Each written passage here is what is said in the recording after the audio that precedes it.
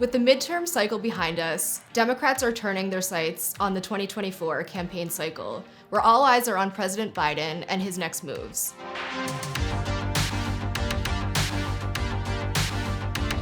Biden has been discussing and sort of toying with the idea of launching a re-election campaign for his entire first term of office, often fielding questions about whether he intends to run again or not. And in the first couple of weeks of January, we've seen strong indications, including sources familiar with the process, that Biden does indeed intend to run for re-election in 2024. Now, what that means is that's more of a question of when instead of if, which is a huge shift from what we saw just a few months ago leading up to the midterms. Now, President Biden is the big question on his party's mind. What are his next moves, and if he indeed will run again for re-election? Now, the president has said since the beginning of his first term that he indeed intends to seek re-election, and all of those plans and discussions are kind of crystallizing now. The president has said over the holidays that he intended to talk about his plans, his next steps, whether he's indeed intending to seek a second re-election campaign to the White House with his family and friends, and he did that for the holiday season with his family in the Virgin Islands. And so there's no indication, at least at this point from the White House, that these plans won't come to fruition.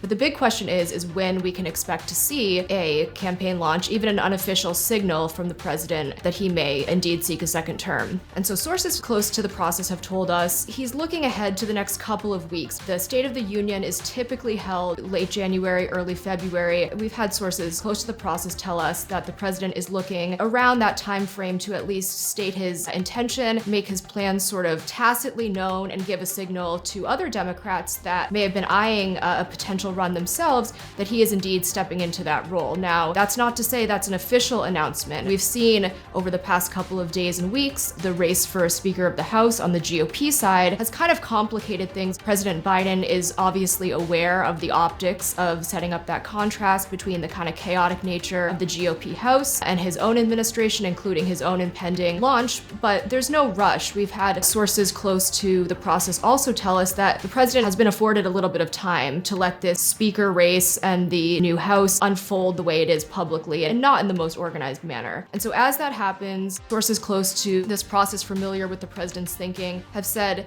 he's getting all of his ducks in a row. There are conversations happening behind the scenes. People in the party are looking to, what are the agenda items that he wants to make clear in that launch when it does happen. But one source close to this told us that an official launch may not come until closer to the springtime, possibly even April. And so there's a long sort of gamemanship being played out between the president sort of signaling to the public that he's running again and also leading up to that more official announcement where he actually kicks off the campaign cycle. One of the biggest questions in all of this is President Trump and another possible GOP candidate who he will ultimately be running against if he announces a run in the next couple of weeks or months. And so obviously we've seen former President Trump announce that he is running, and Biden world, his sort of brain trust and allies, as well as the president himself, have said they'd love nothing more than to have a rematch against the former president who, of course, they defeated in 2020. So while that's happening, there's also a big unknown if Trump is going to have the same influence that he had over the GOP just a couple of years ago, or even during the midterm cycle. We saw kind of mixed results about his own influence.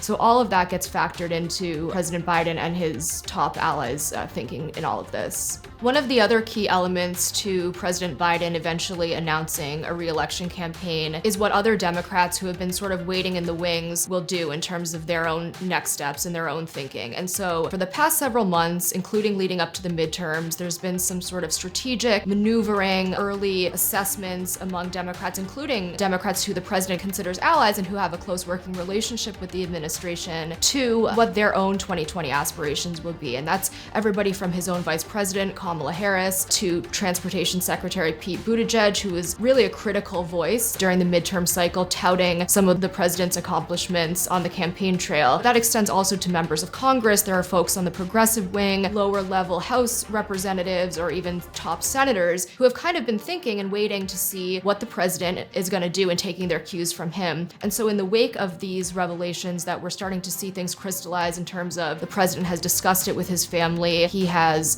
kind of brushed off any concerns that folks may have about his chances or his standing with the public, and coming off of a pretty good midterm cycle for the party, that sort of quieted a lot of chatter that he may face face a more open field. Many of these folks in the party have explicitly said they do not intend to run for president this cycle if President Biden runs again. So when he makes that announcement clear, we're expecting to see that kind of field narrow out.